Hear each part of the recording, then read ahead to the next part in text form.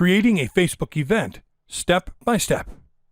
Facebook events are a way for members to let friends know about upcoming events in their community and to organize social gatherings. To create a Facebook event, just go straight to www.facebook.com/events, where you'll be able to see all types of events you might be interested in attending. To create yours, click on Create. You are able to create two types of events: private events, which are visible only to people invited, and public events, which are visible to anyone on or off Facebook. In order to advertise your event by using a Facebook ads campaign, you'll need to pick the public event option. You'll then be able to pick a host, which can be yourself or a Facebook page previously created.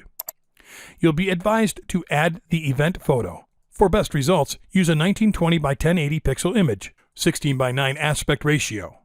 For the event name, Facebook will advise you to be short and clear. Make the name easy to read by using standard capitalization and common characters.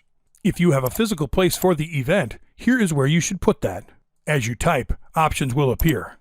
You'll also be able to set the date and time for the event to start, as well as the end time if needed. You can also add a description of the event, which should also be easy to read by using standard capitalization and common characters. You can add tags to your event so it can be more easily recommended to people.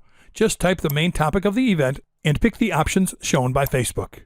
If you are selling tickets for people to get into the event, you can place the ticket URL right here so people can buy them. You can add multiple friends or pages as an admin, like artists and sponsors, so they can all spread the word. You also have the option that only hosts can post on the event wall, or that all posts must be approved by an admin.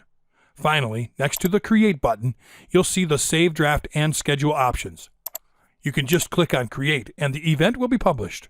Here you can do a lot of awesome things in order to have a very successful event.